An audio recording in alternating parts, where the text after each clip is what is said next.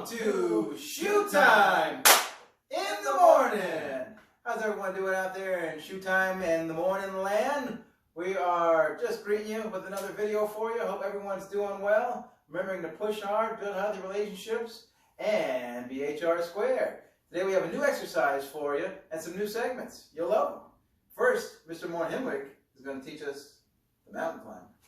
So, mountain climbers, my students know them. They're part of our burpee. Basically, when you do a mountain climb, you want to get in push-up position. So you want to keep everything stiff as a board. So you're going to be in push-up position, hands just about under your shoulders. Be firm like this. I like to flex your belly. So flex your abdominis erectus when you're doing it. And you're basically going to bring your knee up, and you want to go past your waistline. Try to get your knee up towards your chest, your belly to chest area. So it's going to be 1, 2, 3, 4, 5, 6, 7, 8, 9, 10. So let's try to remember all that we've done so far. Basically, we learned the what, Mr. Shoemaker? We started with the squat. Squat. We want you to do 10 to 20, preferably 20 though, right? 20, as many as you can do with accurate form. So we say do 20, or if it doesn't burn at 20, do 25 or 30. Do it till it burns, then 3 or 4 more. Then what's something else we learned? The squat. We learned the push-up. Push-up. Try to do 10 to 20. Same rule until it burns, then 3 or 4 more. And then we learned the plank. The plank. And now the mountain climber. So let me show you the mountain climber one more time. You'll be here, stiff as a board. You're going to bring your knees up to your chest, your belly chest area, and try to do them quick. 1, 2, 3, 4, 5, 6, 7, 8, 9, 10. Whew! That is mountain climbers. And remember, what Mr. Morn-Himwig just explained about how to increase is called the rule of progressive overload. What you want to do in progressive overload is constantly try to get better by the smallest increment, or SOI. Small incremental steps of improvement. There you go. You want to do that every single time you do it. So today, you might get 17 squats. So you get 17 squats in for your body weight that tires you out. That's okay. All right. Tomorrow, you did 17 yesterday. You're going to come back and try to do 18. Really, you want to do, if you're working out with weights, you would do it 3 times a week, or give yourself a day of rest, but you get the point. So always try to improve by the smallest amount that you can, 1 repetition, or if you're in the weight room environment, the smallest weight possible, which is a 2.5 on both sides, so 5 pounds each time you do it. Now, you're in for a treat. We have the new addition to our Shoe Time in the morning. It's the middle school moment.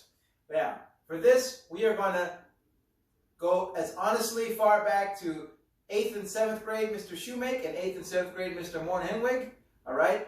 Bret Hart Broncos, Herman Patriots, and we are going to answer one question from you guys that we will answer from a 8th, 7th grade honest opinion. All right? So be sure and go to Mr. Morn-Himwig's Google Classroom or Mr. Shoemake's Google Classroom and ask a question that you may want us to answer. First one up, we got from Bill. All right? Now, Bill wants to know, Mr. Morn-Himwig, was it hard for you to get up in the morning when you were at school, as an 8th grader or a 7th grader? When I was 7th, 8th grade in middle school, it wasn't easy to get up. So I would wake up with an alarm. I know I've talked to some of my students. Some use an alarm. Some of you get up just by your body waking you up. Some of you have to get up by your parents, your guardian shaking you.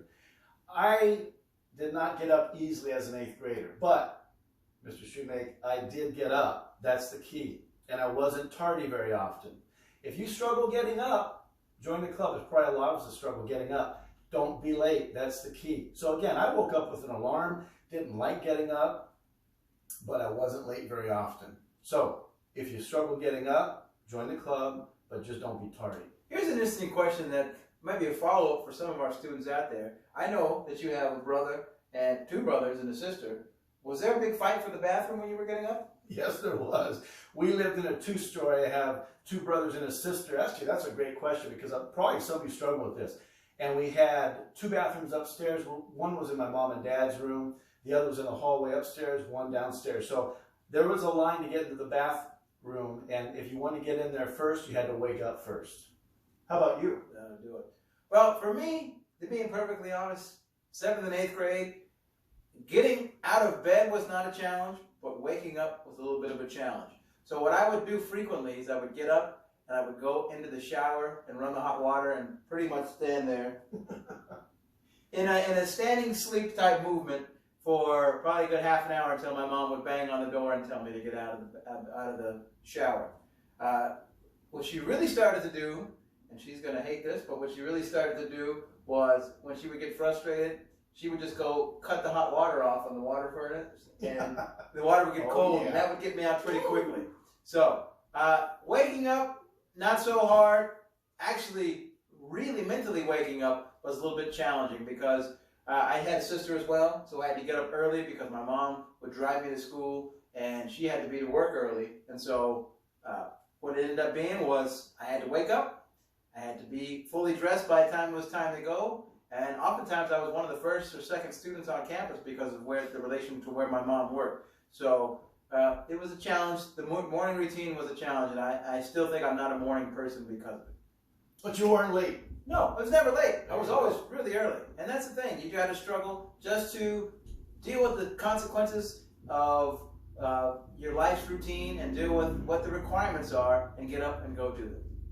Now, send in some questions to us that you might want, and we'll be sure to answer them. But now, this is for both classes. We are going to do something unique this year because of our circumstance. All right? We are going to go full bore for my class and Mr. Moore-Hemming's class into a dance. All right? Mr. Moore-Hemming is going to show you his style of dance. We're going to have a dance. You're going to see a segment of this dance, and he's going to break it into 5 or 6 videos.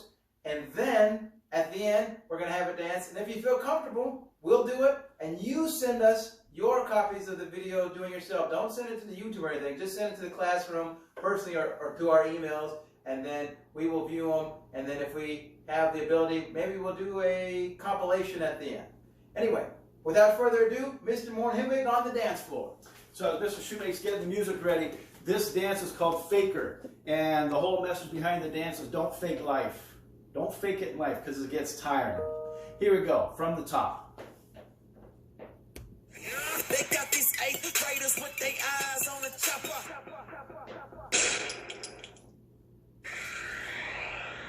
He was all juiced up, thought he was too pop. Till them boys caught him, hit him with them 2 shots. Now he in the station singing like he T-Pain. That's it. That's the first segment. Come on in, Mr. Shoemake. All right, all right. So, we hope you enjoyed that. Practice it. It's good work. Dancing is a great workout. Some of us can dance better than others. Our Mr. Shoemake usually is the maker of the music, and I can two-step with the best of them. Mr. Moore-Hemming can create a dance with the best of them. So, other than that, Before we end, did you see that up in there? who is that? There's someone there. Yeah, I see. There's Ian, there's Sam, Hannah, Hayden, Julian. Hey, there's Ari. Vanessa, Arvin, And Alex? Nate, Jordan, Say you. Say me. Nick, Elaine. There's Magic Preston, Man. Preston and Eric, Oh, man. David, Aaron. There's Declan, Stephen, Saratoga Declan? Steven? Anakit, Tony. There's Maida. There's a lot of people out there. Arcel? Wade? Colin? I love it. Wow. Hey, why are we even here? Why are we doing this? We're building out the relationship. What's the purpose of Bret Hart? HR squared. Honesty, respect, responsibility. So, thanks for joining us. Be sure to practice your dance and keeping up with your workouts. Eat nutritious, wash your hands, be healthy, and we'll see you as soon as possible. Push shot 3. 1, 2, 3. Push.